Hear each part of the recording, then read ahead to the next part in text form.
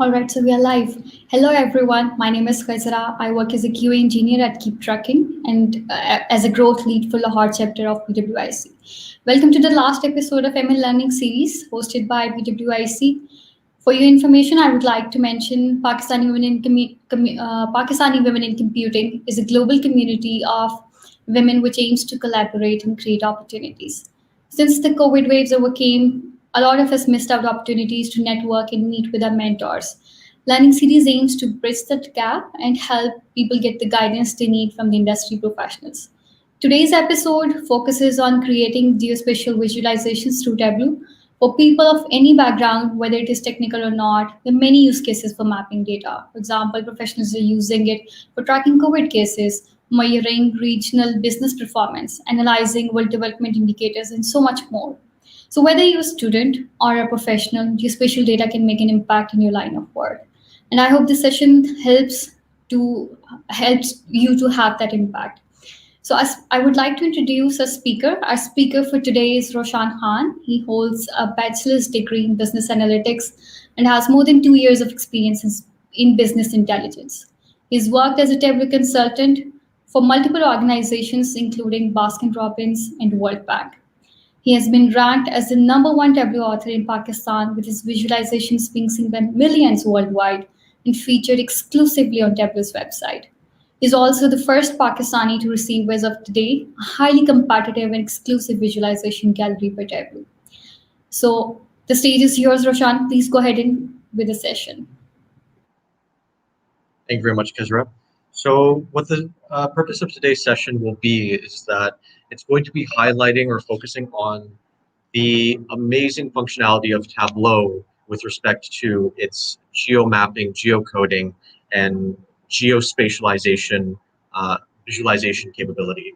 Geospatial visualizations and mapping in general has always been a very it's been a big area of visualization that's always been close to me, because I always feel that Tableau makes geo mapping and geospatialization, spatial visualizations really accessible to everyone.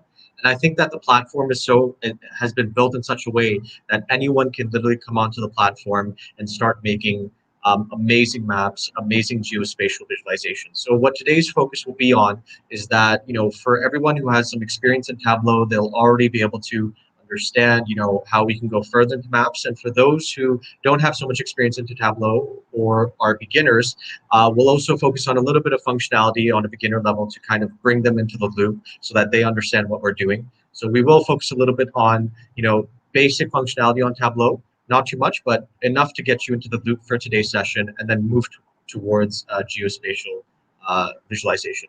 So what I'll do is that I'm just going to start off with a very quick, very brief PowerPoint of just 5 minutes to kind of just explain who I am, some of the visualization that I've done in our portfolio, also explain some visualization principles that everyone should follow, whenever they're making visualizations or they're making dashboards. And then we'll go into complete hands-on tutorial today for doing geomapping or geospatial visualizations. And just to kind of give an overview of today's session, so first of all, we're going to do a little bit of basic Tableau functionality, explaining a little bit of what Tableau is and go into the fundamentals. And then we'll go into mapping itself, the fundamentals of creating maps within Tableau. Then we'll look at different custom map layers that you can use in Tableau. And then finally, we'll also look into building custom background layers in Tableau as well. And I've already made a special visualization for you today to kind of show how that works out. So again, I'm really excited today, and I'm really excited to actually be partnering up with PWIC. I really feel that, they have a very noble mission, and I wanted to be, and I'm actually honored, and I'm glad to be, a part of that. And I really hope that, this session can really, bring a platform to their mission, bring a platform to what they're doing. So really glad to be partnering up with them. So what I'll do is I'll just share my screen right now. Just a moment.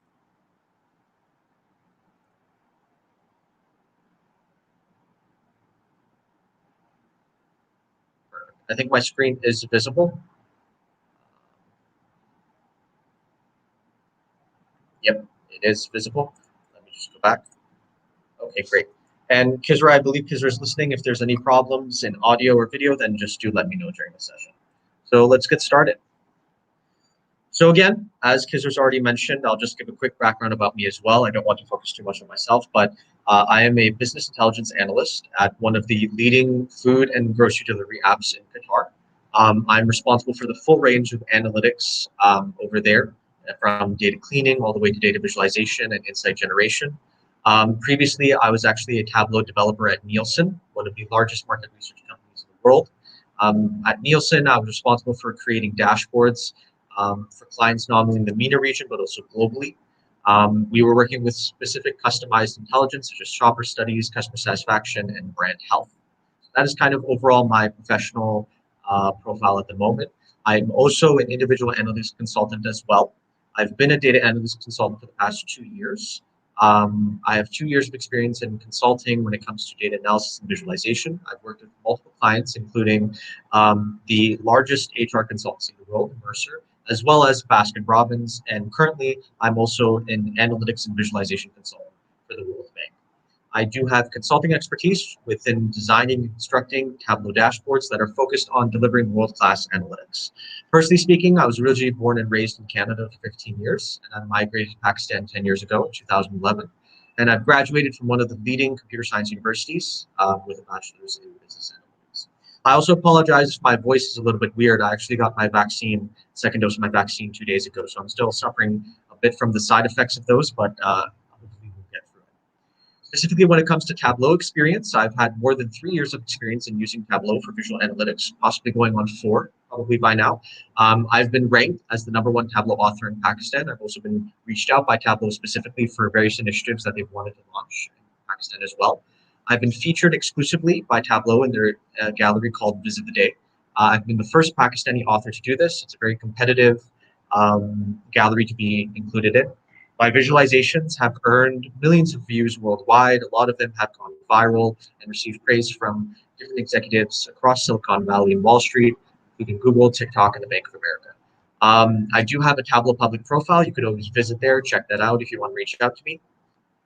So now, beyond me, enough about me, going on to what Tableau is and what the platform is, just for those people who may not be aware of what Tableau is doing, of what Tableau is as a platform right now in the market, a very quick introduction to it. So Tableau is just a visual analytics and data visualization platform.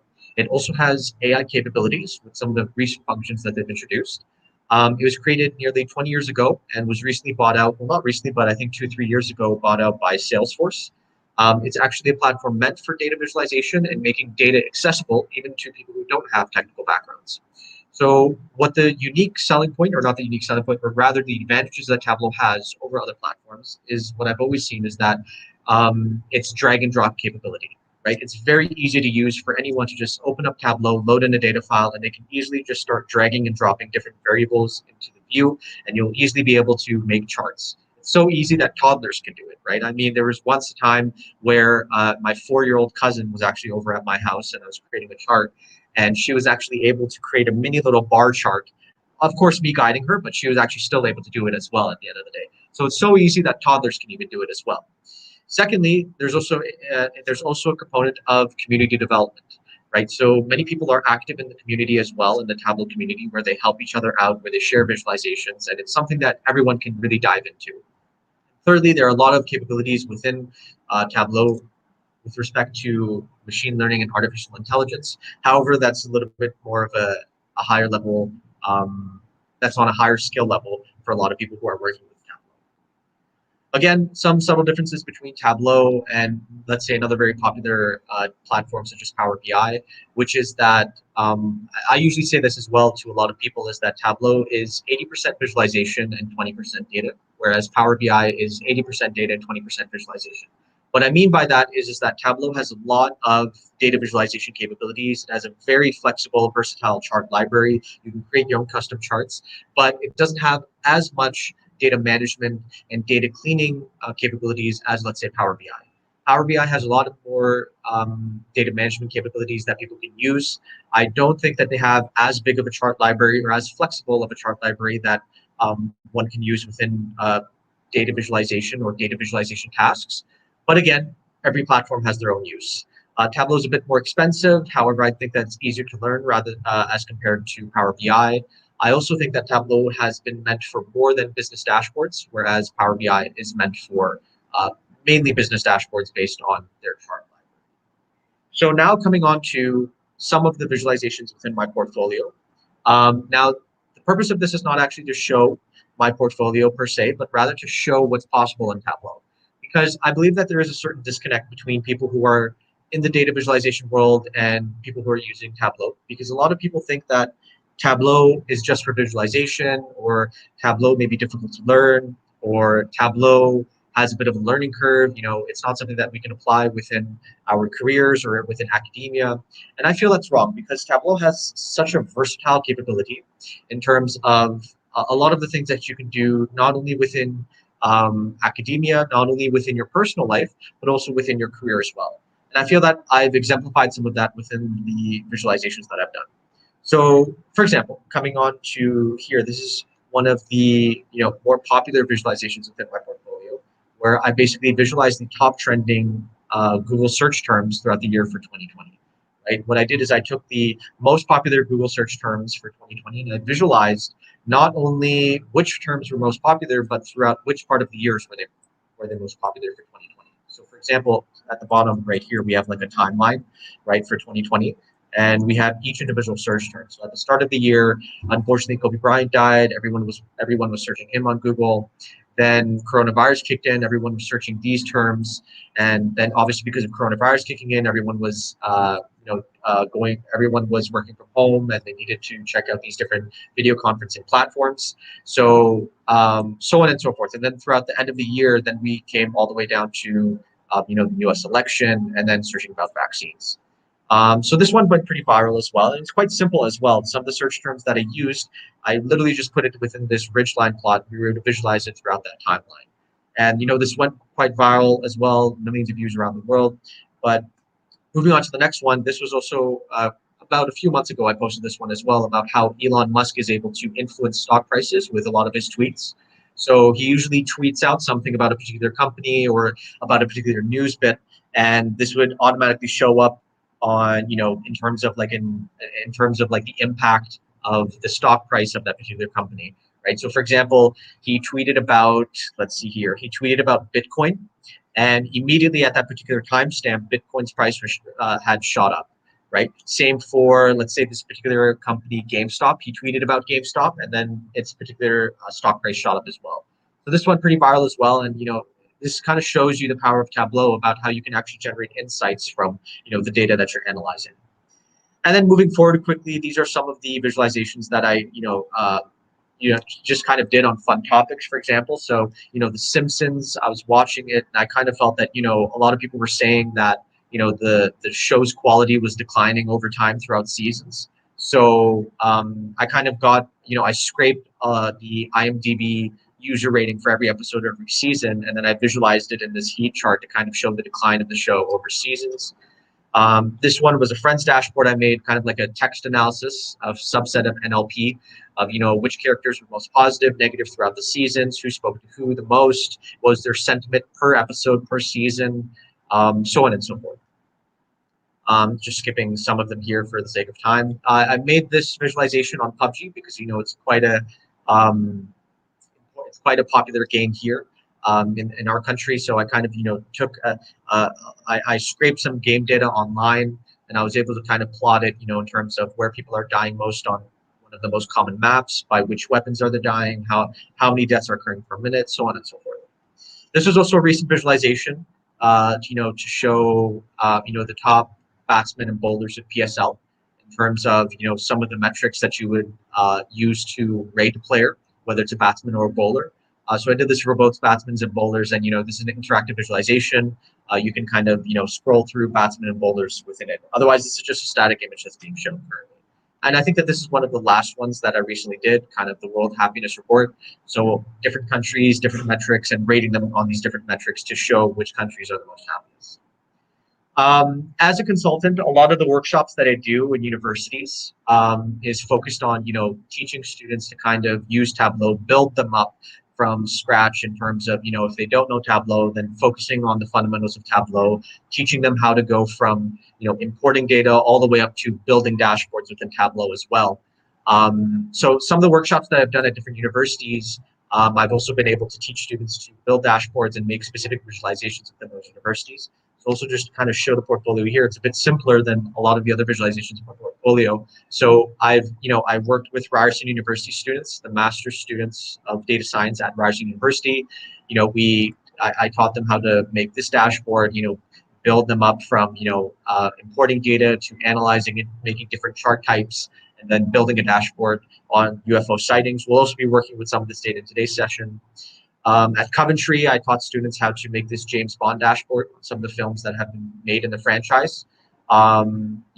We took data on, all the James Bond movies, and then we plotted, where have they been filmed, what has been their average score on Rotten Tomatoes and IMDb, and, what was their budget versus box office revenue. So we did that at Coventry.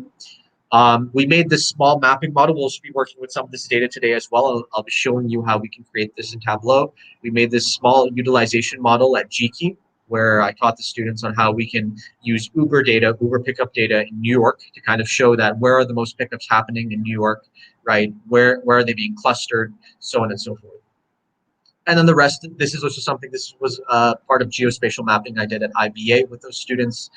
We took some data on, the most rated haunted places in the United States, and then we plotted them to kind of see where the clusters are happening. So you can see that on the East Coast, it's happening the most.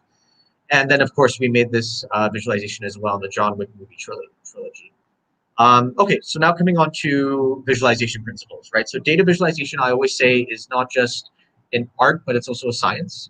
However, the parts of these statements and the times at what they kick and the times at when they kick in is completely up to you, right? Because it's both an art and a science, but there's no rules to it if you're making a visualization, but at the same time, there are rules to it. And, the expertise that you need in data visualization is knowing when to break a rule, right? Knowing when to follow a rule and knowing when to break it. Because in visualization, we could also kind of say it's akin to art at times, right? Because there may be visualizations that you're creating where you might feel that you may be needing to follow a certain rule, but based on the audience that you're pandering to, based on the audience that you're creating that visualization for, you may not need to follow that rule. And you'll see that subsequently, that why we are able to follow rules at times, but also break those same rules at other times.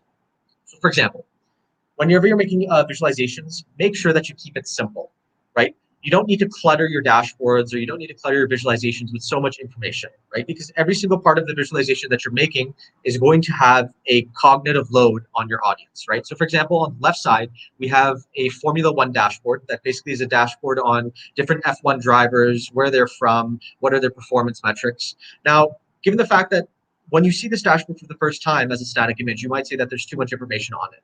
But the fact of the matter is that this is a dashboard, right? It's not supposed to be in the form of an image. It's actually supposed to be interactive. It's something that you're supposed to navigate, right? It's something that when someone opens up, they can click different buttons and navigate through it. So technically, whoever made this dashboard, they actually did it right, because the audience that it's meant for someone who's navigating or interacting with this dashboard, which is why the information that's on it is not too much, because when they click or they filter or they navigate on this dashboard, this information would reduce. But as a static image, it's not ideal, right? It's not so simple. There's too much information. You can't decipher it. You can't understand what's going on, right? If you contrast this with the visualization on the right side, which is the causes of financial loss in the United States in 2011, this is such a simple visualization that you immediately see what the story or the narrative point is here, right? So you see that, we have different causes of financial loss here, right? One is burglary, one is overdraft fees, right? Now, whoever made this visualization, they could have easily just put these two statistics. They could have just put burglary at 4.8 billion and overdraft fees at 30 billion. But they went a step further. They showed you in terms of shape as well, right? That actually is what drives home the narrative or drives home the insight beyond this. That you see that overdraft fees is a lot bigger than burglary, right? That burglary is just a small portion of financial loss. And you see that this is actually quite popular. So this was actually a visualization on Reddit.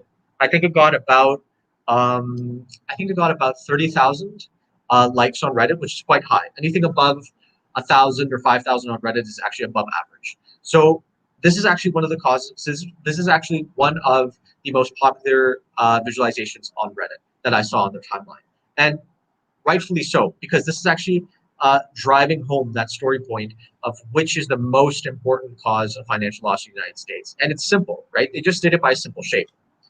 Number two, let your visualization speak for itself. So I've seen multiple visualizations, right, throughout Tableau, and also on Tableau galleries as well. And some of these visualizations have also been created by people who I know as well. So this visualization on the left side, right, is actually created by one of my very good friends, Krishma Shah. She's actually a very great, very talented Tableau author. I really admire a lot of her work. And she created this Korean dramas on Netflix dashboard, right?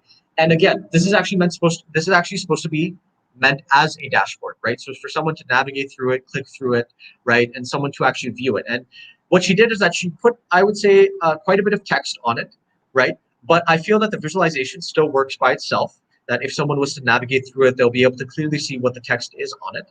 So, but what an ideal state or what an ideal visualization would be is something that's on the right side, right? So where we are visualizing the top 20 Netflix shows during COVID-19, and it's literally speaking for itself, right? So it's not just a normal pie chart that's separated by colors or separated by size, but it's labeled properly, and you can easily see within different categories what were the most popular categories and what were the most popular shows within those categories. So the visualization speaks for itself. It's not something that I need to question further. It's not something that I need to go further deeper into, think more about, ask something different about, because all the information that I'm looking for is already there.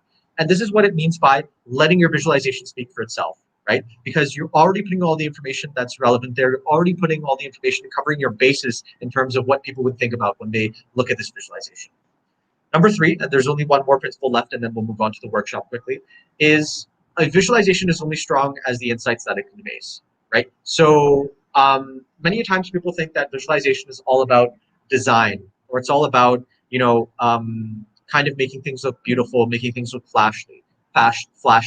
But as a visualization principle, what matters is the insight that you're generating or the insights that you're delivering from that visualization or that dashboard, right? That should be the number one priority. That you need to make sure that you focus on the insight that you're delivering. You're focusing on the data that you're trying to show, and later on focus on the design, right? What you need to be doing is that making sure that people are able to understand visualizations with as little cognitive load as possible, or as little cognitive effort as possible. That immediately when they see a visualization, within the first few seconds, they're able to see an insight, where they're able to grasp what is the visualization showing them, right? So these visualizations that I'm showing you on this page right here, right, these are the top rated part of the top 5 visualizations on Reddit. They have all received over 100,000 likes on Reddit. And you'll see that these are just simple line charts and pie charts, right? Within the world of visualization, there's actually a forum called Data is Beautiful on Reddit. It has 15 million members, and these are where these visualizations are posted. And a lot of these members are expert visualizers, and they're expert data science professionals that are always posting visualizations online. And what would come to mind is that a lot of these experts, they're posting dashboards. They should be people who are able to produce amazing, beautiful, impactful dashboards and visualizations, and they are.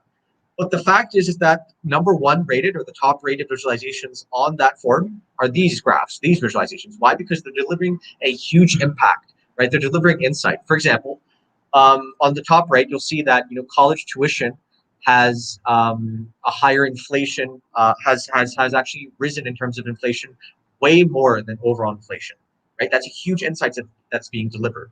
Or on the bottom right, you'll see that most of Reddit users are not quite active on Reddit, but are rather looking at other posts rather than posting, right? These insights that are being delivered in terms of a narrative, in terms of a data point, right? They're being delivered to you right there, like right there instantaneously, right? So you don't have to kind of think about it more. You don't have to look into the graph or the visualization. It's right there. And lastly, and this comes back to my basic premise of always be willing to break the rules, right? Data visualization is both an art and a science. There are rules to it, but you can break those rules as well, depending on the context of your visualization or your dashboard, right? So for example, if we're looking at the top 5, this is actually a visualization on Reddit that I saw, the top 5 countries by export revenues of flowers in 2019. Very boring topic. No one cares about this. On Reddit, who would care about this? There are a lot more fun topics on Reddit, but this got 5,000 likes. Why? Because it's quite simple. Number one, it's quite simple. Number two, it's labeled.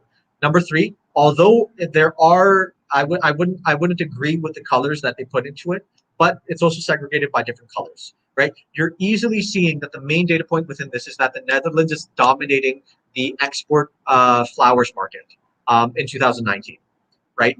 A lot of people were debating on this, on whether, in the comments as well, on whether this visualization should be even posted within that group, because it does break a lot of rules. For example, it's clear that they made this on Excel. They didn't remove the chart area. They don't have a standard unit that is kept for the dollars. They put different colors. They put two shades of green, right? It's not so. It could have been visualized better. It could have been visualized better, but the fact of the matter is that 5,000 people still like this. The narrative was still driven home. The insight was still delivered. So at the end of the day, although they didn't follow those rules, they were still able to break through the noise. They're still able to deliver that insight, right? And who knows, at the end of the day, maybe this visualization was meant for a different audience, whoever was making this graph. So lastly, that's kind of the end of this, small little presentation before we move on to the workshop. There are different ways that you could always interact or look at different visualizations online. One is going to Tableau Public. They have an amazing gallery that you can view in terms of different visualizations and dashboards. Another one is going to Data is Beautiful on Reddit. It's one of the top forums on the site with 15 million members. It has so many visualizations that they're posting every single day. It'll inspire you. If you ever want to connect with me, I'm on LinkedIn. I post a lot of content on data science. You can connect me on LinkedIn or go to my Tableau Public profile. If ever you have any question or concerns, you can always email me at the stated email as well. So now let me move to the hands-on workshop. Just give me a moment.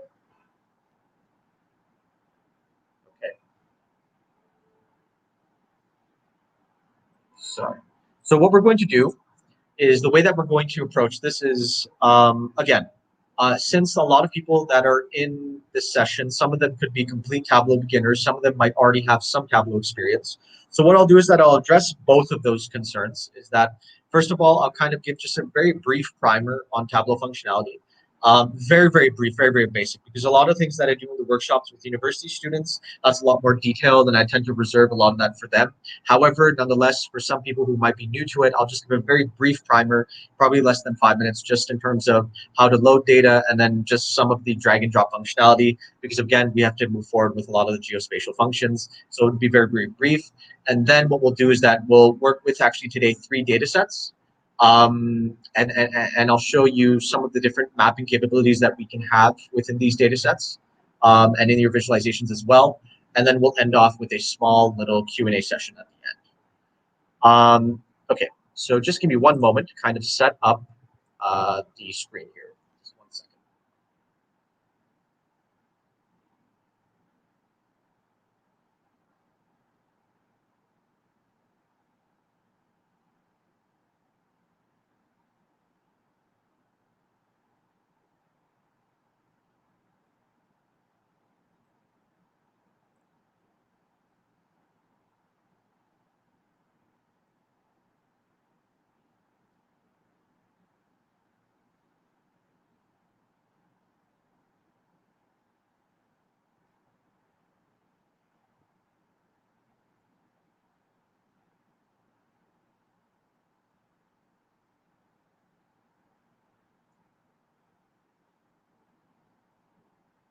Almost done. Just one more moment.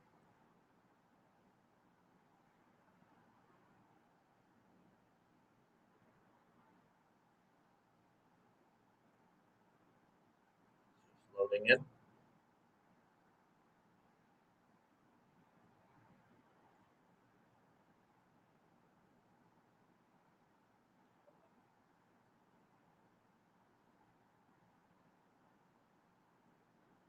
Just 1 second. I just want to make sure that the screen is open before I share the screen again. Just 1 second. It's opening. Okay, there. I think that the file is open now. Great. Okay. Now let me reshare my.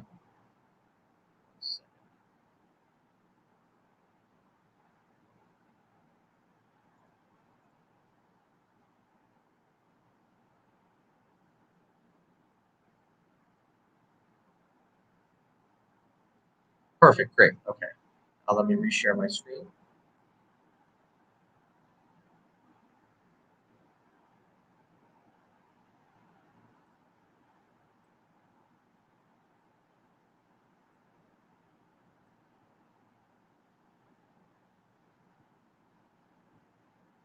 Great.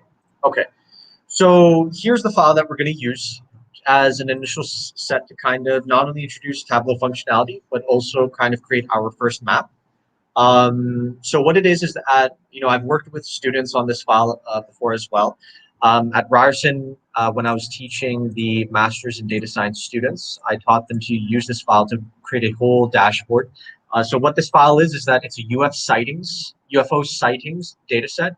Basically, there are reported UFO sightings all around the world. Whether they're true or not is not the concern, but rather what happens is that a lot of these sightings that have been reported, they feed into a central database within the United States. Well, at least the sightings within the United States, because the United States has been a country that has seen a lot of UFO sightings from people. So they developed a central database where all of the UFO sightings reports, they feed it into there as a record.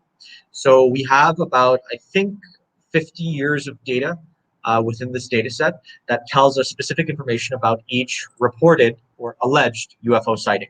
So we have a unique identifier ID here, right?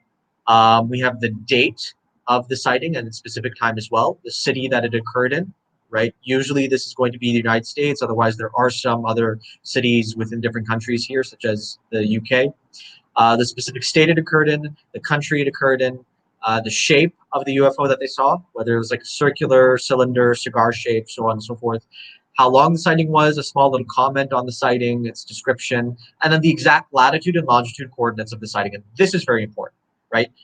This latitude and longitude, right? So what latitude and longitude is that it divides the Earth into a grid, right? And usually it's, I believe, if I'm not wrong, off the top of my mind, is that our longitude, right, I believe is east to west and latitude is north to south. I could be wrong on that. I'm sorry, but just off the top of my head. But what longitude, latitude is that it's the exact coordinates of a specific location, right, on the Earth.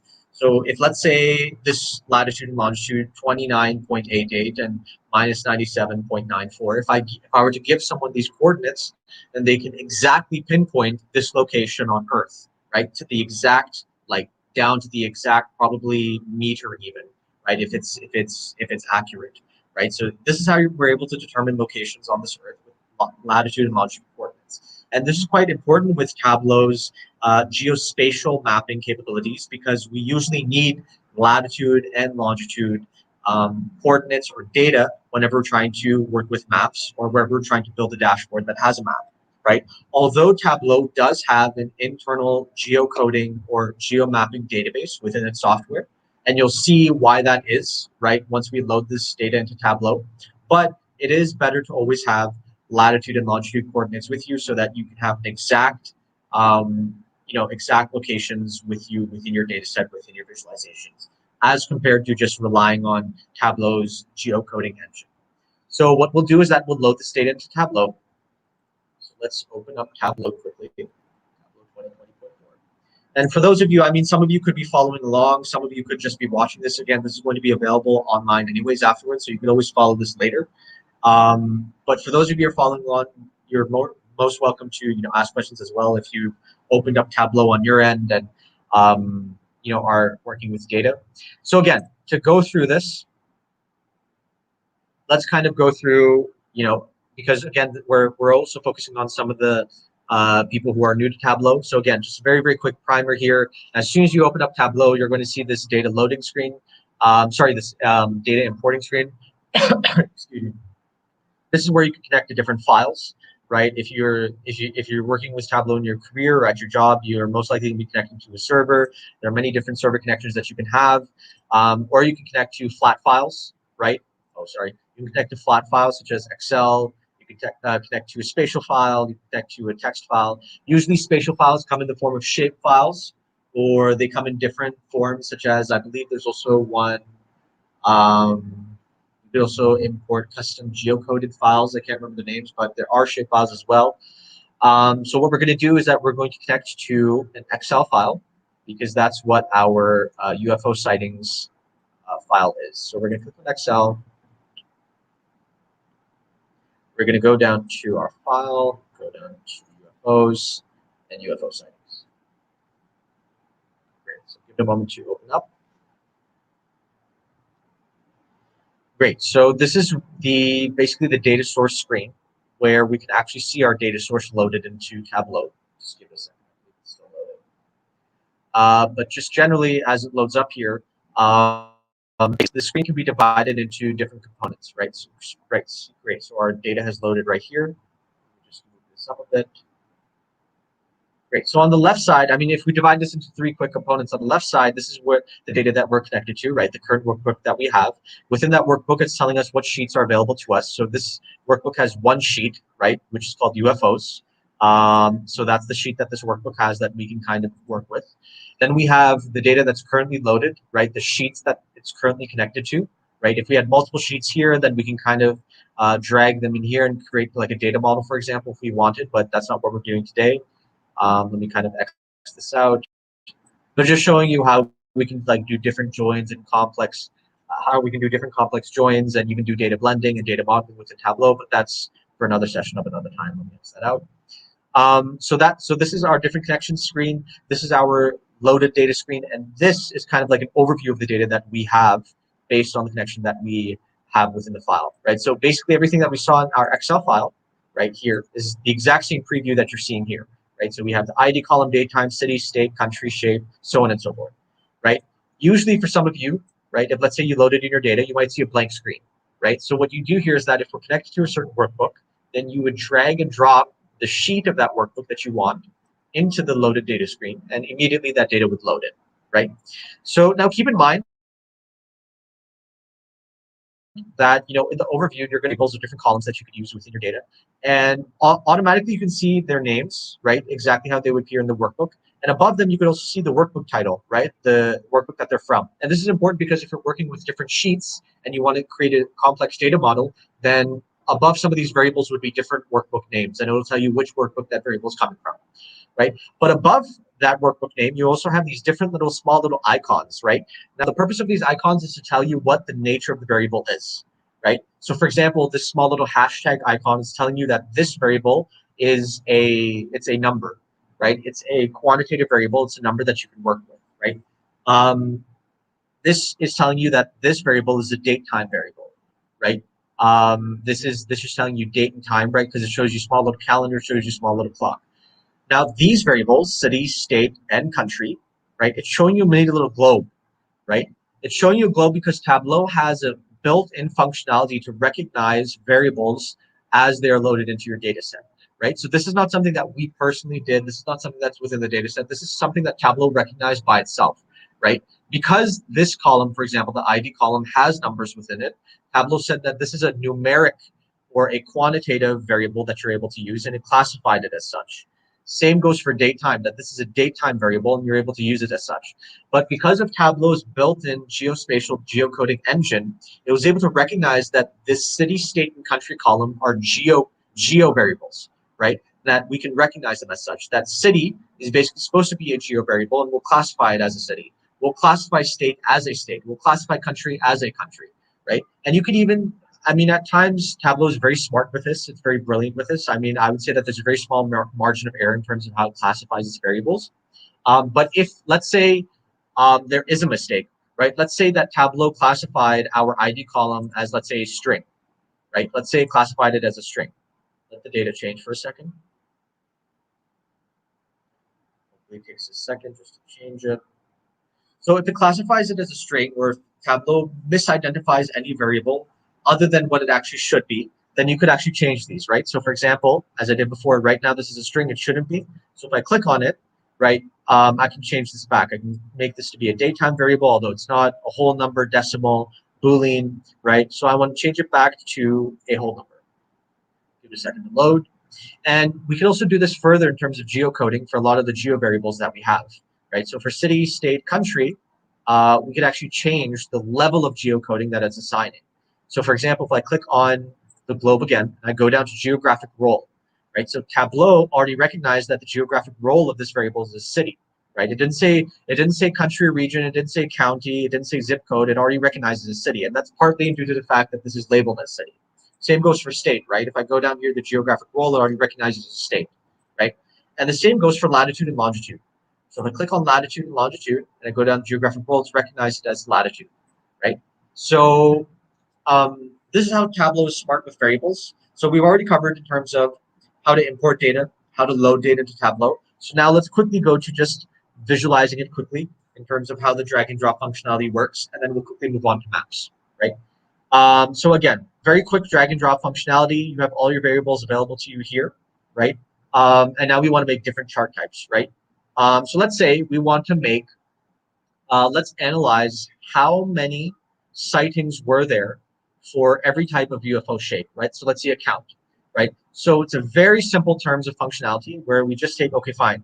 We want to see how many sightings there were for every shape that was within each sighting. So basically we want to, let's say, create a bar chart, right? So for every type of shape of UFO, tell us how many sightings there were, right? So we can create a bar chart. So let's say that we want to create a bar chart. So how would we visualize this bar chart, right? So on the x-axis, right, there's going to be the shape. And on the y-axis, there's going to be a count of each shape, right? So let's put shape on our x-axis, right? And now let's put the count of shape on the y-axis. There you go. And let's sort this. As easy as that. That probably took less than 20 seconds. And it was a lot better than defining a chart in Excel, a lot of these people would say. Basically, okay, by the way, I'm also seeing some of the comments about where you can get this data set from. Number one, I can share this data set with you after the session. Number two, you can also get this data set from Kaggle. So if you go to kaggle.com and you type in UFO, you're going to see a lot of data sets on UFOs. And most of them are the same because they're all scraped from the same source. So if you go to kaggle.com right now, you can download the UFO data set. Just type in UFO in the search bar, and you can download the data set, and you can immediately follow along with me if you'd like. So just go to Kaggle, type in UFO, download dataset, load into Tableau the same way that I did here. But if you want it for later, then you can always go to kaggle.com and follow these steps that I'm doing right now. So again, as simple as that. Took less than 10 seconds, right? We just dragged and dropped shape, and we dragged and dropped the count of each shape within the view, and we immediately have a bar chart, right? So let me explain how that worked. Our columns and our rows are what define the axes within Tableau. So let's kind of split this up into different components, right? So we have our data pane here on the left, where all of our variables are available to us, right? That we have in our data set. If we go back to the data source screen, all of these variables in the data set, they're available here for us to drag and drop, right? And they're split in terms of color, and they're split in terms of category, right? So our blue, I mean, this is a little bit more in depth beyond the scope of the session, but just to quickly cover it, in blue, all of our variables that are in blue, they are our dimensions or our categorical variables, meaning variables that we can treat as categories, right? So shape is a variable because there are different categories to it, right? So we have, the cigar-shaped UFOs, the light-shaped, the circular shape, triangle shape. They're different categories, right? And that's just a very simplified way to explain what dimensions are. Although since these are discrete dimensions, it's a little bit complex to go into exactly different variable types. But basically, blue variables, right, that you'll see here, these are dimensions where we can segregate our data, right? We can divide our data into different slices and put them into different categories, right, as with shape. Our green variables are variables that are usually numbers, right? They're quantities, right? These are variables that we can apply operations to: sum, average, distinct, count, right? So these are variables that have usually a number or a numeric aspect to it that we can apply operations to and that we can put into different categories, right? So that's kind of a very simplified way of this. Again, so let me again just show you how to create that chart again. So and then if we're talking about components here, so we have different cards that are split across the screen as well. So we have the pages card, we have the filters card, and we have the marks card, right? And then we have the view that is here, and then we have the columns and the rows shelves, right? So overall, we could say that this is split into three main components: that we have the variables for the data pane here, then we have our marks cards in the middle, and we have our view or our view shelf, row shelf, and column shelf on the right. Right, so we've already explained the data pane. Now, in terms of these different marks card, these are basically, in a very simplified way, extra features that would apply to your visualization in terms of editing or in terms of filtering. So let's say if I've created visualization here, I can also put variables in our filters card to tell which exact data points I want to see. So basically creating a filter the same way that you do in Excel. I could also create this in the pages card or put this on the pages card if I wanted to see an animated view of my visualization over a certain variable. So for example, let's say I want to see an animated view of UFO sightings over time, right? So I can create that animation by creating multiple pages for every year and then creating an animation by connecting all of those pages. And you'll see that when we reach to the visualization component when we're working with Uber data. And then we have different marks here where we can actually further edit our visualization in terms of its color, its size, its text, so on and so forth, right? And then finally, the most important part here, which is our view, where the visualization is actually shown, and then our different shelves here, right? So our columns and our row shelf, right? So our column shelf is basically the x-axis in a very simplified way, right? This goes, I mean, if we were to go deeper than this, there's a lot of different places where our columns and rows have different, use cases, applications, and definitions, but in a very simplified way, our columns shelf is actually supposed to be considered our x-axis, and our row shelf is supposed to be considered our y-axis, right? So this would be our columns up here, right? Whether top or bottom, and this would be our rows right here, right? Rather left or right, okay? So again, if I wanted to create a simple bar chart of what is the count of each shape in terms of each UFO sighting, so basically if I want to put shape on x-axis, I will drop shape to columns, right? So it's already showing it horizontally. And then I want a count of shape, right? So I would right click on shape and then I drag that to the rows, drop it, and then it's going to ask me, okay, what do you want to show shape, right? Because that's a quick shortcut to tell Tableau if you want to show a variable in a different way. If you don't just want to show the variable as it is, if you want to show a min, max, count, count distinct, average, sum, then you would right click that variable and drop it to rows, right? Or drop it to columns or drop it wherever you'd like to drop it, right? So I want to show a count of shape, right? Immediately now it's going to show me a bar chart, right? And again, just to cover these certain marks, right? I can assign different colors, right? I can change the size, right, of these. I can assign labels. So let's say I want to assign a count to a certain bar label, then I'll drag, let's say, the variable to the labels marks, and then it'll label each bar as it is, right? I'll show you that again. So let's say if I want to apply a label to something, right? I'll first have to go to this marks card, and I'm going to go to the label mark, right? And obviously I have to tell Tableau, what do I want to label, right? What do I want to show as a label? So I could right now say that I want to show shape as a label, right? So I'll drag shape to labels, right? But this is counterintuitive, right? Because I'm already showing labels for these shapes on the x-axis. So I don't want that, right? I want the count of each shape for it to be more insightful, right? And let me also sort this as well. So I'm going to drag shape to labels, and it's going to show me the count of every single shape above each bar. And that's how you can label your data, right? And then again, I also have different tooltips, right? What tooltips is that if I hover over any of these bars, it's going to show a mini little box that shows up every single time I hover. That's what your tooltip is. And I can define or I can change the tooltip just by clicking on it. So if I click on it, and let's say if I say that, this is a training, let's say, then this is going to show up in every single tooltip, right? So there are different marks in these marks cards that allow you to adjust this visualization further, right? In terms of color, in terms of size, in terms of label, in terms of tooltip, in terms of level of detail. Level of detail is something that we'll go further on later on. Okay, so that was just a very quick fundamental, very quick, way to kind of go through different functionalities, fundamental functions of Tableau, just to show the beginners of Tableau what Tableau is. Again, this isn't supposed to be so detailed in terms of, kind of bringing people up in terms of learning what Tableau functionality is, since we're focusing more on geospatializations. Geospatial visualizations. So yeah, that's a very basic primer on Tableau. So now let's move to the geospatial visualization aspect of this,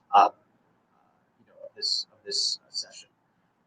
Let me also kind of just prep the screen for this. Just give me a moment to stop sharing. Just give me one moment here to load it up.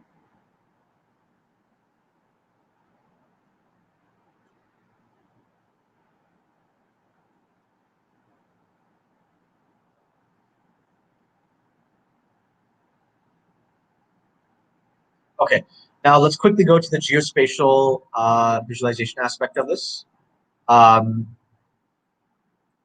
Quickly roll through it.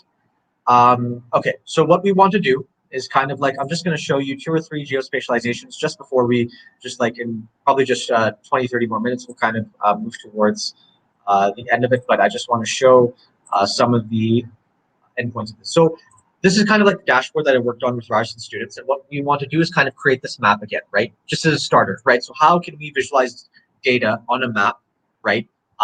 Within Tableau as a starting way, right? So let's kind of, again, if we go back to that same work that we had for UFOs, right? So again, we loaded in the data set. So now let's move towards visualizing this on a map, right? So again, that longitude and latitude, right, in the data pane, that was quite important, right? Because we want to tell Tableau that if we're visualizing data on a map, that we want you to use this latitude and this longitude as coordinates to visualize every single individual data point on a map, right? So what we're going to do is simply drag and drop this latitude and longitude into our view. Just give it a moment to load up. And immediately Tableau has already recognized this as a geospatial variable that has to be visualized on a map, right? So right now what Tableau is doing is that it's loaded up all those latitude and longitudes and specific coordinates. But now we have to tell Tableau that on what level do we want to see this data? Do we want to see it on a country level? Do we want to see it on a city level, a regional level? What is the level of detail that we want to see this at?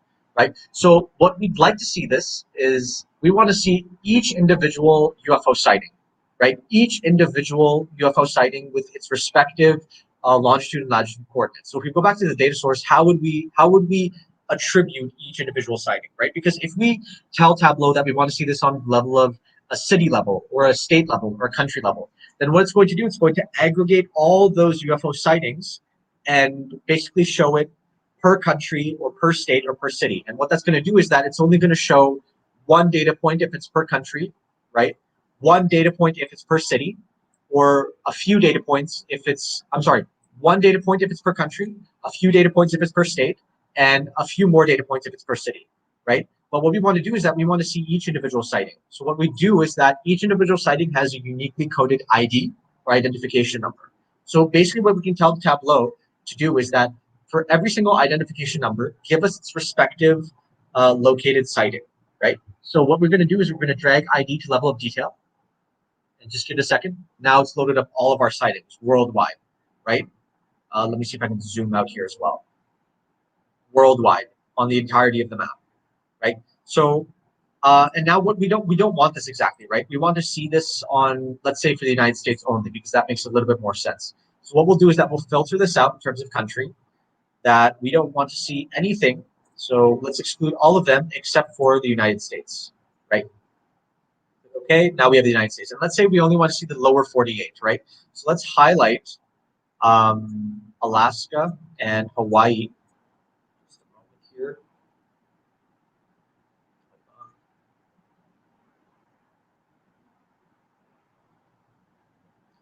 Highlight Alaska and Hawaii. Oh, sorry, I'm doing this on a view basis. 1 second. Great. And let's exclude these data points. Right-click exclude. And let's zoom in a bit on the main 48. So I can move this to the side just a bit. Great. So now we see a nice map in front of us, right? Let's see if we could also just quickly remove, I don't know, I think that's Puerto Rico maybe, if I'm not sure. Let's also exclude these data points. Great. So now we have a nice map here, right? And again, if we want to edit this further, we can kind of reduce its size for each individual data point. And we'll also edit this further. So now let's go into different map editing options. So if we go up here to Tableau, sorry, in terms of different options for Tableau, we go up here and we click on map. This is where we can edit our maps further, right? So we can assign different backgrounds to our maps, right? So right now we're on the light, we're on the light background. We can use a normal background, which is a little bit more clear with its water. We can use a dark background, which gives us a nice little dark look on the back. We could use streets, which is exactly how you might see it in Google Maps. We could use, let's say, even a real background, for example, the satellite version. But that might be a bit more, that has its own cases, right? And let's also go to map layers. This is also where we can change our map background. Let's say I want to keep this to a dark level. And now I have further options to adjust the look and feel of my map, right? So let's say I want to make this a bit more simpler. I don't want an overall base of my map, right? I don't want, or let's say I do, and let's say I want to have the coastline, and let's say maybe land cover isn't necessary. Yeah, I don't need land cover. Um, I don't need the names too much. I do need the borders.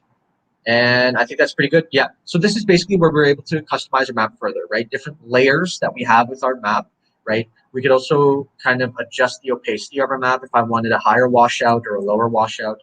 And then again, different map options over here, right? So now we have a good looking map here, right? In terms of different UFO sightings across the United States, right? Let's make this a little bit more UFO-ish, right? So whenever you think about UFOs or aliens, you think of like the color green, right? So let's choose the color green, right? That looks pretty nice. And now we have sightings all across the United States in terms of its individual UFO sighting. We could also change this to look at it from a different aspect, right? So Tableau actually has a functionality to show density, right? So I go down to the marks card and I click on more options and I go down to density.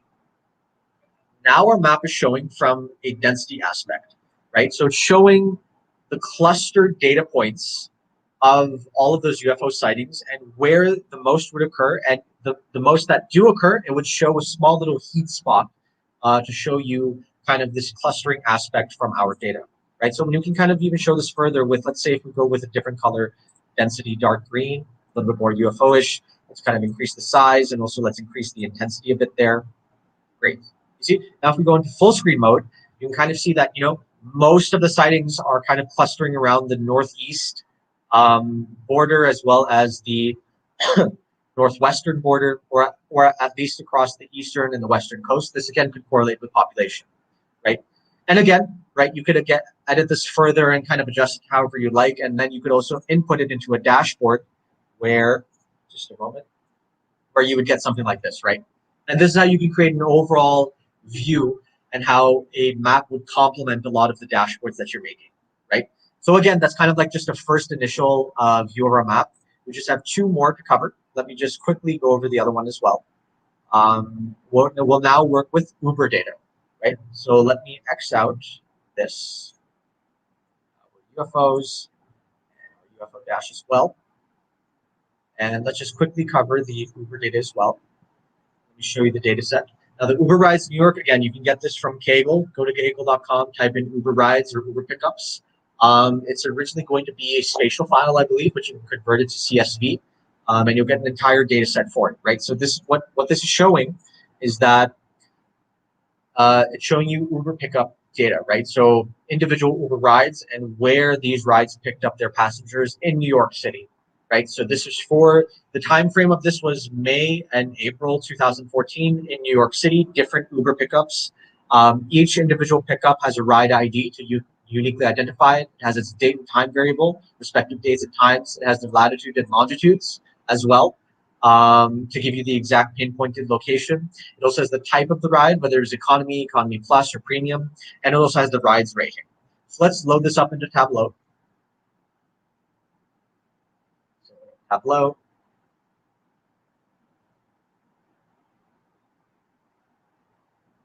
Just takes a moment here. And then as soon as we are done with Uber rides, then we'll move on to the last one, which is just using custom background maps, and then we'll end it off with a quick Q&A. Again, it's an Excel file, so let's go down to, I believe it might be CSV. Let's see. Oh, it seems to be a workbook. Let's go down to PWIC. Let's go down to Uber and Uber Rides. It might take a moment to load up since there's a lot of data points within it. Oh, great. Okay, it's quite quick. All right, and again, it's already loaded up. Our very simple Uber data set over here. So let's go to the first sheet. And again, we have the latitude and longitude over here that Tableau's already recognized as geo variables. Again, we can easily just drag and drop it into columns and rows. But for those of you, if you want to be quick about it, we could also just double click each one and Tableau will automatically input it for us. And again, now Tableau has recognized that, this is supposed to be a geo variable, supposed to be mapped. And since we want to see every single data point for every Uber pickup, then we'll identify every Uber pickup by their ride ID. So we'll put that to the level of detail. And now split them up all across New York. It might not look so clear right now, but if we zoom in, just a second, let's zoom in further down, all the way down to Manhattan. Let's move also all the way to the center of Manhattan.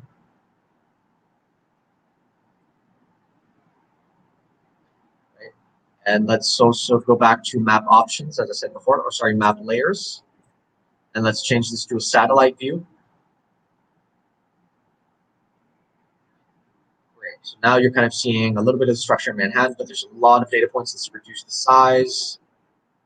Great. So now you can kind of see the shape. I mean, this is like the basic shape of Manhattan. If we kind of zoom in further, just a small bit, right? You can kind of see how it's segregated into the grids, how the Uber pickups are kind of segregated into grids because that's how the shape of New York is.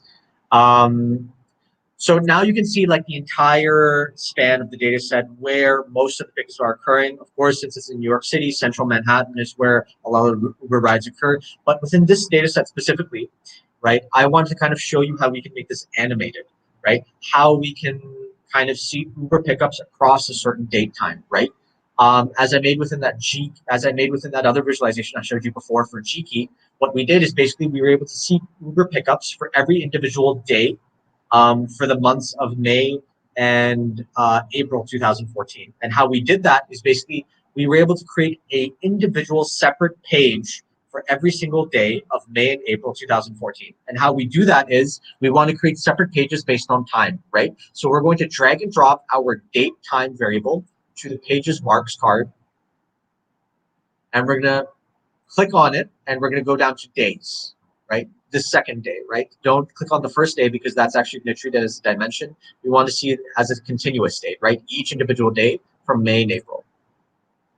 So we click on that. So now our data points have reduced because right now it's showing us the data for April 1st, right? So, and just give me a moment. Let me also kind of zoom in further just a bit. Right? So now this is kind of like an animation button that you have on the right, right? Let me also enlarge this. So right, this is kind of like an animation button you have on the right side. Right now, if I click play, what it's going to do, it's going to show me the data points for every single individual day, right? And you're going to see it moving as well, right? So let me click play. So you can see how they're moving as well, right? And you're also going to see a large cluster here soon when it hits May, right? I think it might, yes, see, now the cluster's kicked in because I believe sometime, I think in the first week of May 2014, there was probably some major events in New York City. So a lot of people were using Uber rides at that time. But you see how it's animated now for the entire map, right? So let's kind of make this a better visualization. Let's kind of make it more clear.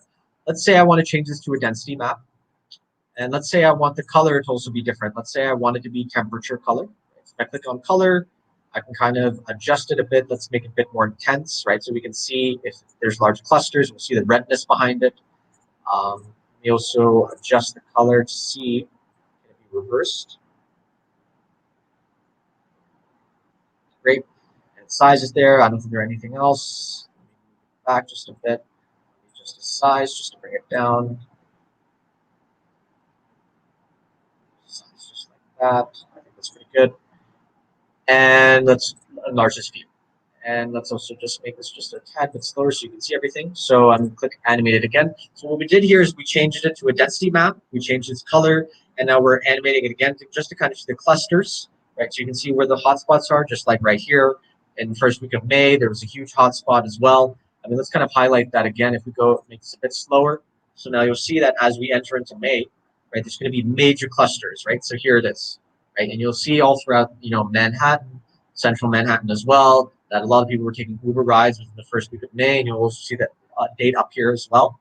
And this is using the satellite background for New York City, and we basically created a very small, very mini utilization model for you to see.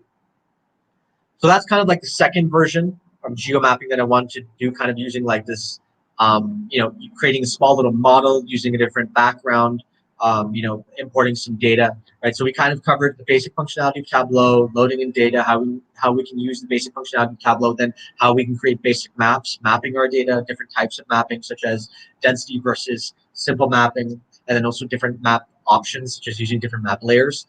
The very last thing that I want to show you, just before we hit Q&A, the very, very last thing that I want to show you, which is Tableau's amazing custom background map functionality, where we can literally input a custom image as our background map and then plot points within that, right?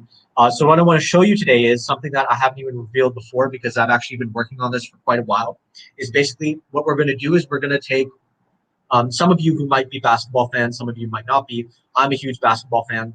One of my favorite players is LeBron James, right? So what we're going to do is we're going to create a shot chart, right, for LeBron James. What a shot chart is that it basically plots every single shot that you've ever taken or every single shot that a player has ever taken on a basketball court, and you'll be able to see where players are mostly taking their shots, right? I've already built that here for you, so we can kind of see what I'm talking about. And I literally just made this today. I mean, this was a very quick thing that I kind of whipped up. Although generally speaking, we I've been working on a project like this for quite some time and making overall a bigger dashboard. But this is just like the final thing I want to show you, and then we'll just kind of move towards Q&A in just 5 minutes. How we can basically use custom background images as our maps, and then we can plot data on those images. So basically, this is kind of like using custom background maps, custom background images, however you want to call it, and then we can create, those maps and then plot data on those maps for us, right? So I literally whipped this up quite quickly, like in just like I guess 20-30 minutes, just like an hour or so ago, just kind of for this session.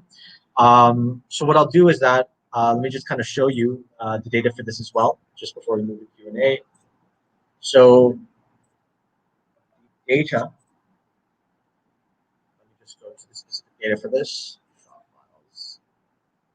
And the data for this one, the data set for this one, I've actually scraped it myself from from NBA.com. So I created a small little scraper that was able to scrape, or rather, sorry, I used the NBA API just to give them credit as well. Because credit where credit is due. I actually use the NBA API in Python to kind of scrape a lot of this data. So it might look a bit complex here, but I'll show you in a better, clear way when we load this into Tableau. So basically, this is every single shot that LeBron James has ever taken from the start of his career up until now. And it shows us data on every single shot. So it shows us the specific game, right, with a game ID, because he's played probably well over thousands of games over his career. So it has a specific ID for every game. It also has a specific ID for every shot. So this is kind of like the shot ID, and has his player ID, his name, the team that he was playing for, the team ID, the team name. Let me just skip over some of this data, right? It has the time at which the shot was taken. It tells us this is all made shots, right? All successful shots. So it doesn't have the shots that he missed. I didn't scrape for that. It has a specific shot type, right? Whether it's a jump shot or like a running jump shot or like a layup shot, right? It tells us the shot type, right? Was it a 3-pointer or 2-pointer? Was it mid-range or was it close range, right? Different shot zones. And then it also has a specific location, right? So the X and Y location of that shot on the court, right? So if we were to map out the court in terms of X and Y coordinates, then these are the specific locations that the shot was taken at. So it gives us the X location and the Y location, right? And this is very important because this is how we're going to plot our data on that custom background image, right? So I've already loaded the data here in Tableau, right? If I go to my data source, right? I can make this data available to you as well later on because you won't exactly, I mean, you can find it on Kaggle, others variants of it, but the specific file is actually a custom one made by me.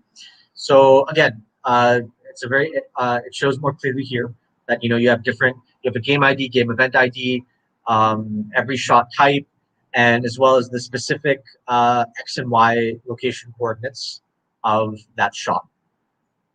So I've already kind of built it up here, right? But just to kind of build it from scratch again, just to show you how it would look.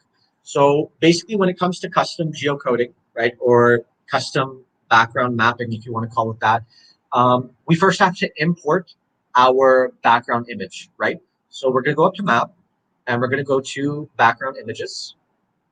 And you can see I already loaded it up here, but let me add it again. So we're going to click on add image, right? And we're going to browse for this image. I've already downloaded this image online. It's actually images of the NBA courts. I'm going to use a black version because that shows better for my dashboard. So I'm going to open that up. So as soon as you open it up here, Tableau already loads it for you, right? Now Tableau is going to ask you what is the X coordinate and the Y coordinate that you want to use for this image, right? Because obviously since we're mapping different coordinates onto this image, we have to tell Tableau what variables do you want to use. So for the period, I want to use my X variable, right? Sorry, just 1 second. I have to actually edit my X variable. Just 1 second here. I want to use this.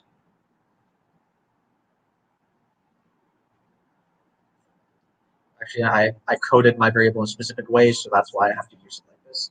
Go back to background images, and we'll add an image, and we'll add that same image again. Add the image. And okay, so I want to use the X variable for my X coordinate, and I want to use the Y variable for my Y coordinates, right? Now, I also have to tell Tableau that what is the dimension of the image, right? What are the exact limit sizes that I want to use for an image, right? So obviously for X, if we're looking horizontally, we go left from right, right? So I have to tell Tableau what exact dimensions do I want to fit that image in, or what is the extent of my data that the image should fall within, right? So the extent of my X coordinates I've seen within my data go from minus 250 up to 250, right? So of course, if my data goes from minus 250 up to 250, then I need to tell Tableau that I have to fit this image to make sure that all my data points are going to be mapped onto this image within the range of minus 250 up to 250.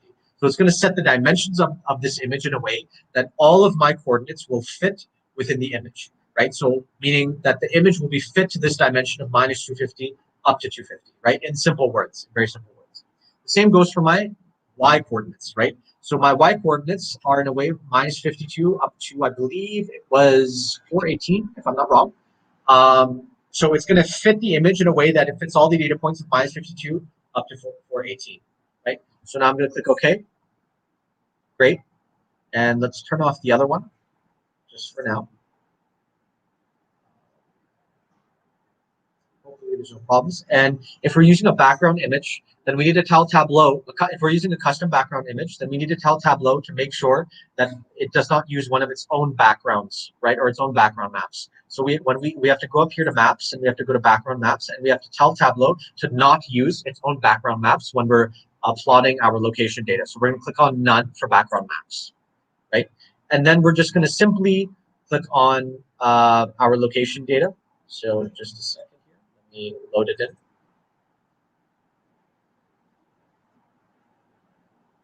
Just 1 moment. I think I know the issue. It's not taking it as valid. Just a second here. Yes.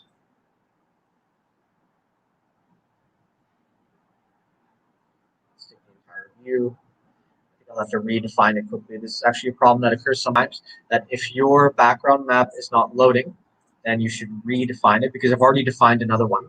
So just give me 1 second here. Remove that.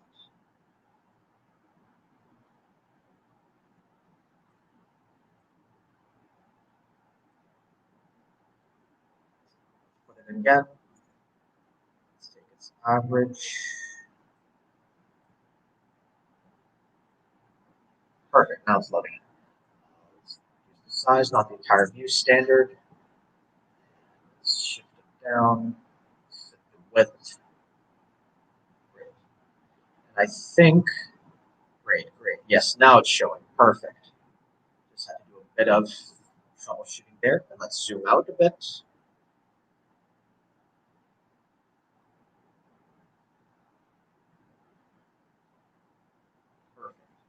And of course, now what it's doing right now is that it's only showing one data point, right? Because we haven't told Tableau to segregate this based on every single shot, right? So first, we're going to tell Tableau that we want to see the shots for every single game that LeBron has ever played. So it's just showing that. But now it's only showing it on a game level. We want to see not only every single game that LeBron has ever played, but every single shot that LeBron made within those games, right? So we're also going to drag the so first we actually drag the game ID, but then we're also going to drag the game event ID, right? So now we're seeing all of the shots, right?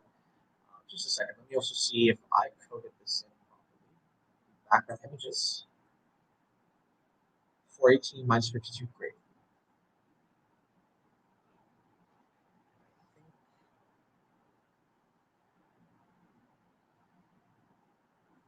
Hide this.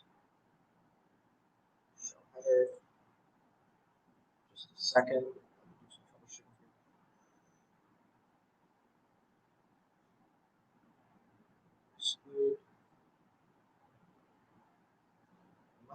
outline. Okay, great, great. Now I see. Perfect.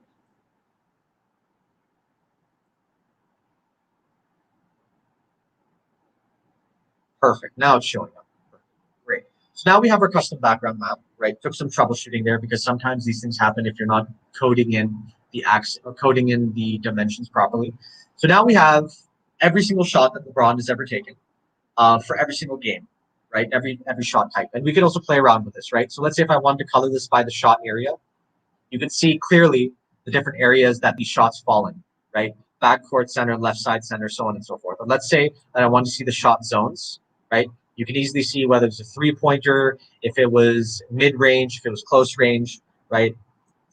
Is it the same shot zone range? Yeah. And then we can see different ranges, right? 8 feet out, 16 feet out, 24 feet out, so on and so forth, right? And we can also change this in a different way. The same way that I've did this in my dashboard currently, we can also change this. Let's say if I want to create a density map, which would show us a way better view of this, because right now this is all just chaotic data, right? We want to kind of extract insight from this. So let's change this to a density map. Let's also change the color to red, green, and yellow to see where it's mostly happening. Let's increase the intensity of it. Great. Now we have something that's similar to the one that I've already created in my dashboard, right? And if I go back to my dashboard, that's exactly what you're seeing here, right? Now, what's the insight from this, right? What's the takeaway from this? Now, for some of you that don't know LeBron James is like one of the best basketball players ever to walk the court right now. And he's an all-rounder, right? So he often takes three-point shots. He often takes mid-range shots, right? But he's also a dominant basketball player in the fact that he's always doing layups and dunks. And you can clearly see that from this map as well, that most of his shots, or a lot of his shots actually, occur in the close range, right? Or where he's taking dunks, or where he's taking layups, or he's mainly in the key, right? As opposed to a lot of his three-pointer shots, or as opposed to a lot of his mid-range shots, right?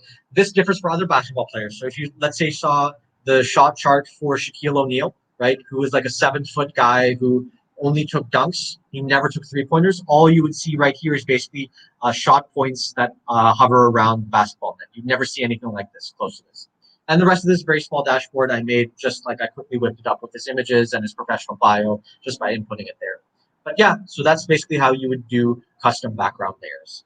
And I think for that being said, I think that we've covered, basically all that we wanted to cover within this session, right? So what we talked about is basic Tableau functionality, right? For those of you who are beginners. We also talked about how we can make basic maps, right? And then also work around with different map options and different map layers. And we also looked at different mapping options that we could use to edit those maps. And then finally, we also looked at custom background maps as well, using the Uber dataset, the UFO dataset, and then also this custom background mapping with LeBron James. So I think that covers the basis of what we want to achieve today within today's session.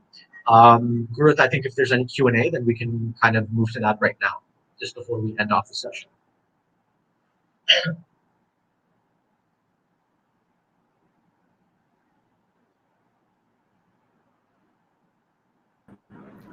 All right, let's take a look at the questions.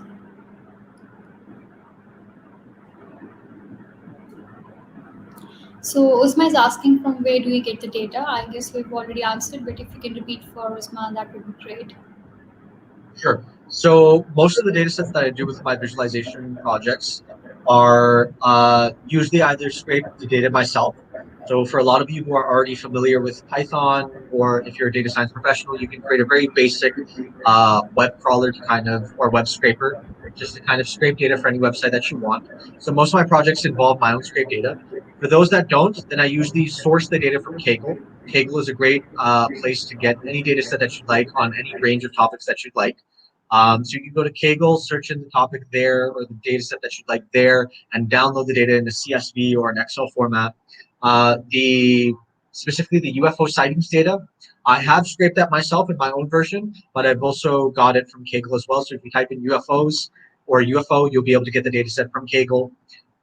Specifically for the Uber data, I also got that from Kaggle as well. It's a very large data file because it's mostly spatial data. So if you go to Kaggle and type in Uber pickups New York or Uber pickups NYC, you'll also get the data from there.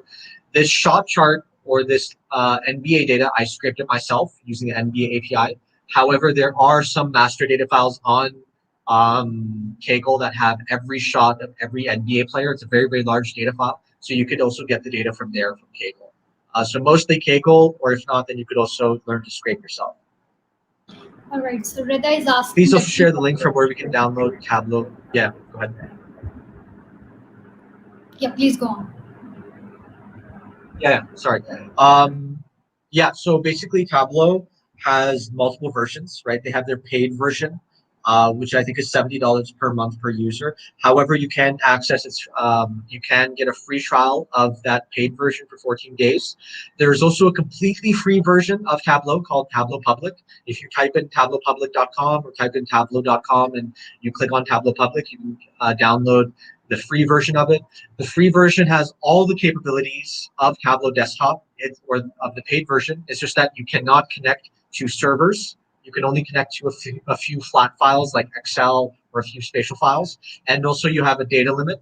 So for example, you can only work with probably a few millions of rows of data. I'm not sure what the data limit is. So the free version is called Tableau Public. So you can basically download that and you'll be able to use Tableau for free.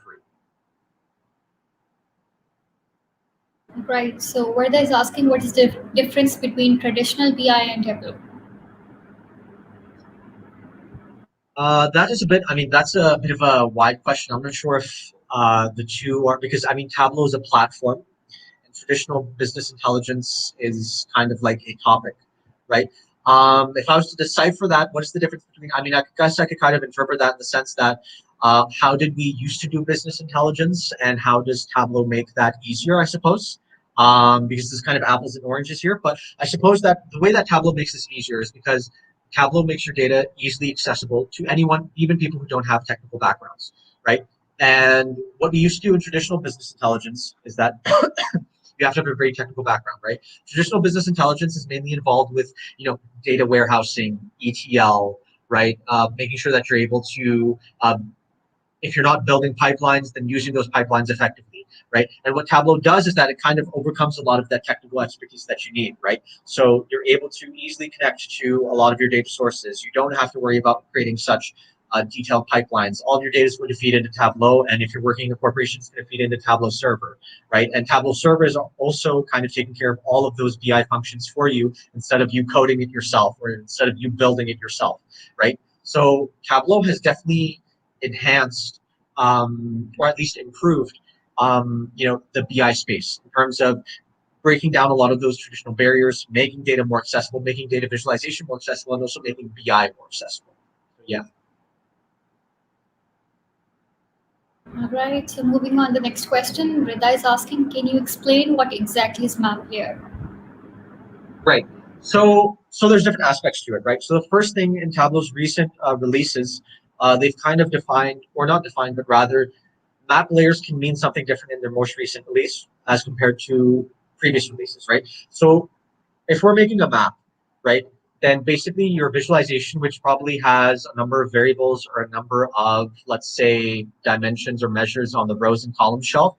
And if you have, let's say, one marks card that is defining your map, that is usually constituted as one map layer, right? Where you basically have plotted points on a map, right? Where your map is just like the same way that we did in Uber or the same way that we did in the UFO data, all those mini little individual points that are on your map, that is one map layer. Now, we can plot further layers on top of the map, right, if we want to show different things. So let's say that I wanted to show, let's say I wanted to show individual, this might be difficult to explain. Let's say I wanted to show that for every single state, what is the distribution of different UFO shapes. So I'm reducing the level of detail to state. So there will be one mark per state, and I want to see the distribution of UFO shapes. So I can create a pie chart for every single state, and I could show that pie chart for every state, and that pie chart would represent a different map layer, right? So I'm plotting individual points on the map where there's one point per state. That's our first map layer, right? And let's say I want to change the mark of that for every state. So then I can change that to a pie chart to show the distribution of different UFO shapes. That would be my second map layer, right? So basically what layers means is that you can create different layers on top of your map to show different marks or different plotting points or different insights, right? That's what layers would mean in the recent release, Otherwise, prior releases, layers would usually refer to the different mapping options that you have, right? So the different backgrounds that you're able to apply, right? Or rather, not only the different backgrounds that you're able to apply, but different, you could say, um, mapped options that you're able to see. So I didn't go into this when I was doing the session, but basically you can also apply different layers within the United States to show population or age distribution or gender distribution that Tableau's already coded into their that already coded into their mapping function. So you can also customize those layers as well. So layers are just kind of different marks that you can add onto a map to show more insights or more data in different ways, right? It's not something that's complex. It's kind of just adding more marks to your layers or to your maps. Okay, so Abdul Hasib is asking, can we simply say that Tableau has different visualization functionality depending on the dataset type?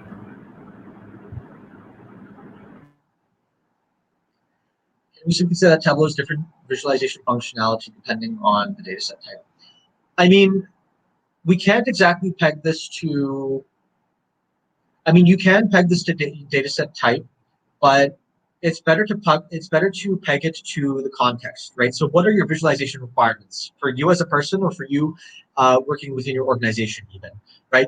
The way that we're able to kind of discriminate between these different platforms is based on the functionality that they're able to give us, right? So as I said before that, I feel, not that I feel, but I believe that Tableau has a way more versatile and extended chart library as compared to Power BI. However, Power BI has more data management capabilities as compared to Tableau.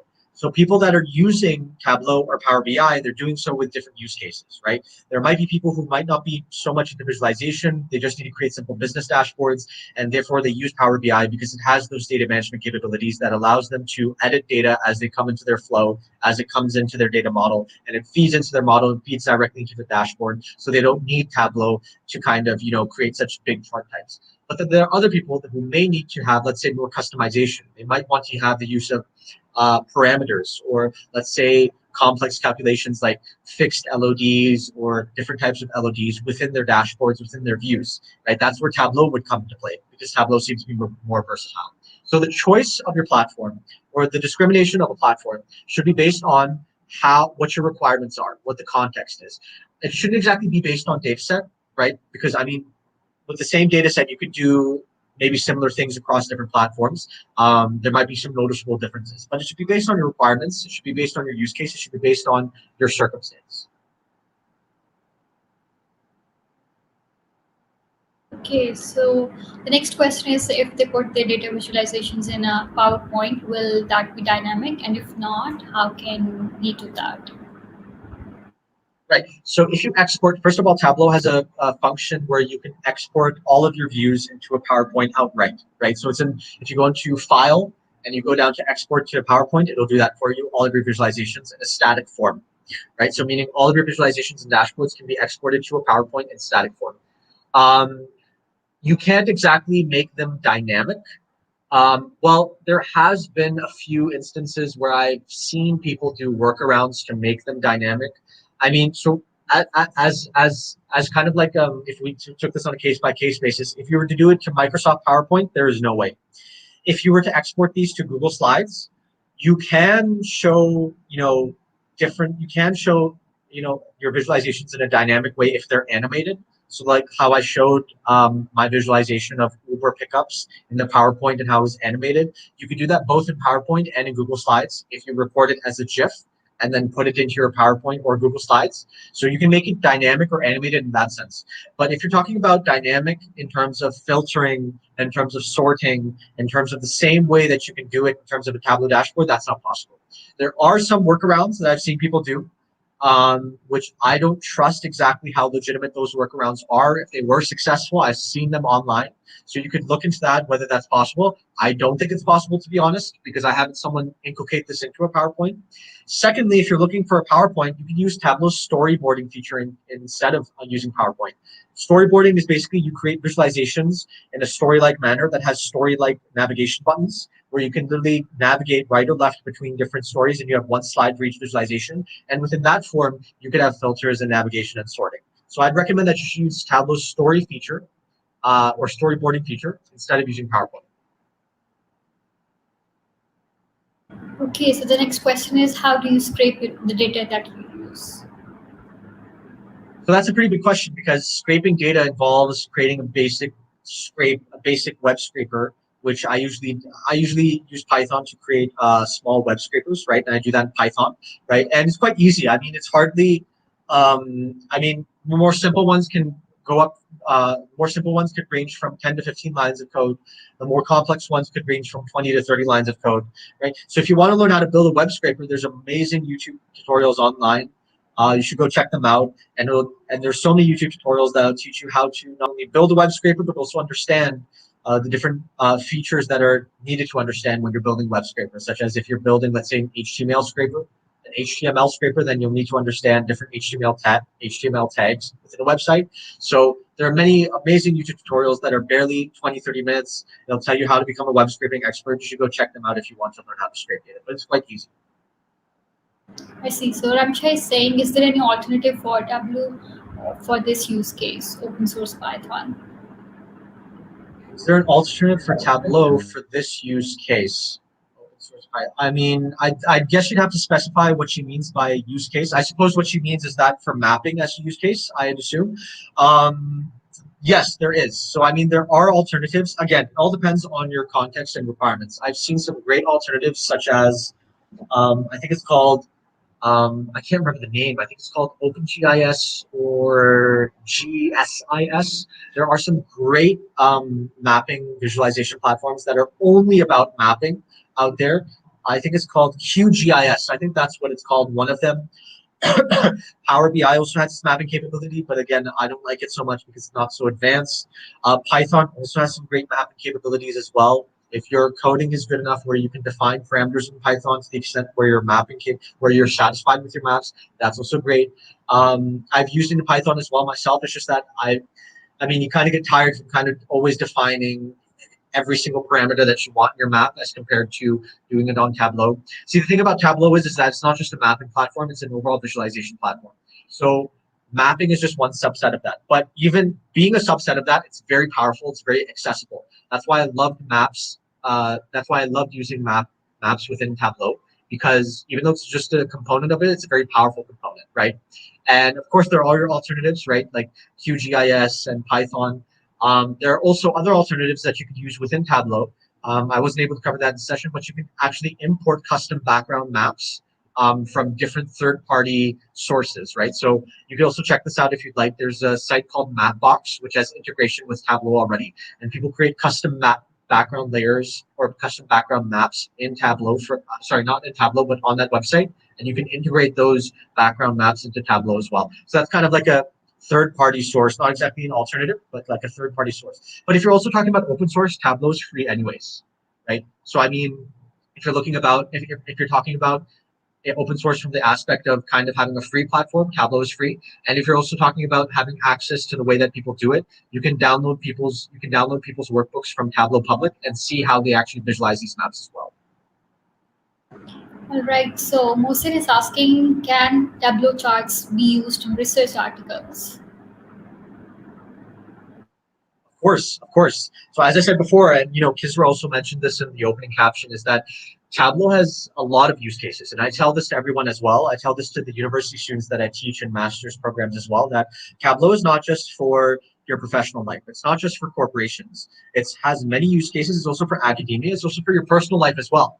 So I mean, I have a fitness tracker, right? And I actually have a dashboard. I mean, obviously I can't show you because it's personal, but I have a dashboard for fitness, right? I also have a few other visualization ideas that I'm implementing for my personal life, right? So I also want to track my diet, right? Not just my exercise data, but also my diet data. I'm also going to create a dashboard for that in Tableau as well. There are many personal use cases, also for personal finance as well, also for your investment portfolio, right? So these are just personal use cases. Now, if we talk about research articles, absolutely. You can use Tableau, and people do use Tableau for their research articles. If you go out and look at, I mean, also within my university, I've seen people use Tableau for their research articles that they submit to publications.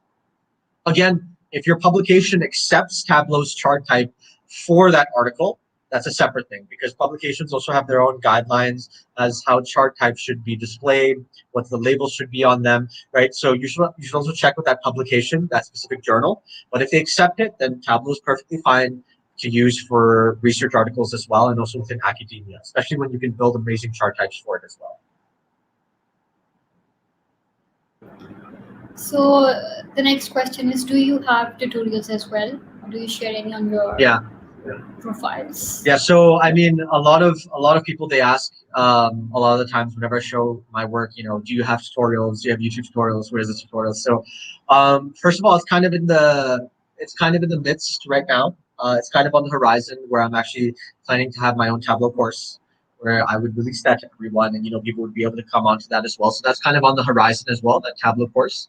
However, currently as it is, this is kind of like the first instance where I was partnering up and kind of showing Tableau on a public platform, right? And I'm glad that I was able to do that with PWIC. To be honest, I felt that PWIC was like the perfect platform, the perfect partner to have within this respect. And I feel that this is kind of like the first start to that, where future tutorials would come. Maybe they come in the form of a course, or maybe they come separately on my profile. But this is definitely a start to that. So definitely everyone who's saying that to do tutorials, I hear you. I'm in the midst of that. That's definitely coming up. That's some great news. So the next question is Tableau certification worth it? Right. So Tableau actually recently had made changes to their certifications, right? They've actually kind of removed some exams. I believe they've removed one Tableau desktop exam and one server exam. And they're also changing the format of those exams to make it a bit difficult. I don't know if you guys seen this, but Tableau's actually, like, if you see those changes, you'll notice that Tableau's made it a bit harder to get those certifications. However, I do understand that this comes up in many people's minds, that is the certification worth it? So you should kind of see the endpoint to that, right? Why are you getting the certification? What's the need, right? If you're getting it for a job or a role or a career, right, then the certification isn't exactly necessary, because whatever job you're applying to, they're more portfolio. They want to see what have you done with Tableau, show us your project, show us your portfolio, and they also want to test your knowledge, right? So they might test you with tests or a data set, so on and so forth, and that'll probably be within real time, right? They'll give you a test right in front of you, and at that point, your certification is meaningless. They won't even take a second look at it, right? So it depends on the purpose, right? If you're talking about for a career, then I'd say that maybe a certification isn't exactly necessary, because for me and also some of the other people that I know who are Tableau experts in this country, including myself, I've never had a certification to prove my worth, because everyone knows my capability, everyone knows my portfolio, everyone knows my expertise, right? So you don't need a certification to prove yourself. You can prove yourself through your portfolio, through your projects, and through showing your capability, right? That's what matters more. A certification isn't exactly necessary.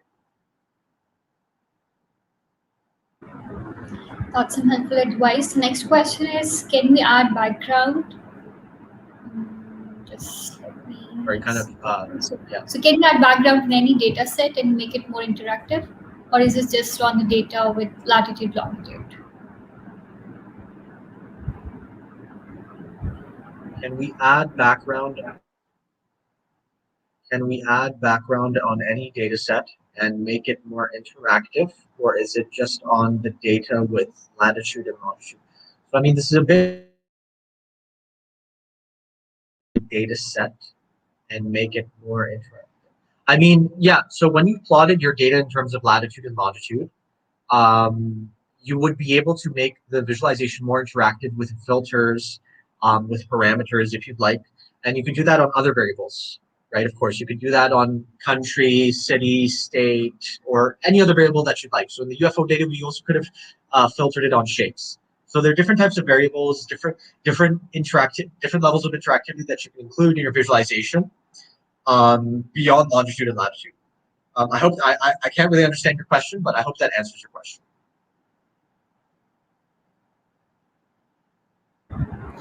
Moving on, Zirk is asking, can you explain a little bit about use of Python in data scraping? Do you explain a little bit about the use of Python? So, I mean, in terms of specific code, again, you could find those on YouTube tutorials, or some of you might have already learned how to build those small little scrapers online, or sorry, in university. But again, I've always found that Python has been an easy language to build a scraper in. I'm not too sure. I mean, I've never used R, because I've never felt comfortable with R because I feel that there's a lot more integration, a lot more functionality with Python. So I've always found Python to be the easier language to build a scraper in. So in terms of like if I was to comment on the use of Python data scraping, I'd say that Python is very easy to use when it comes to scraping your data, building a web scraper. And you find it very easy to build, even if it's 10 to 15 lines of code or 15 to 20, 15 to 30. It's very easy to build. You can really easily start off with simple HTML websites and then use different libraries to go into more complex websites that don't use HTML. So yeah, Python is always easy to use as a web scraper. All right, I guess we are done with the questions. I would just like to thank Roshan for your time. Thank you so much for giving such a helpful session. I hope the audience learns, and please make sure to give feedback on the form that will be posted in comments. We will hopefully be planning a new learning series on web development soon. So stay tuned. Thank you everyone for your time. Good luck. Goodbye. Thank you, Kizra. Thank you.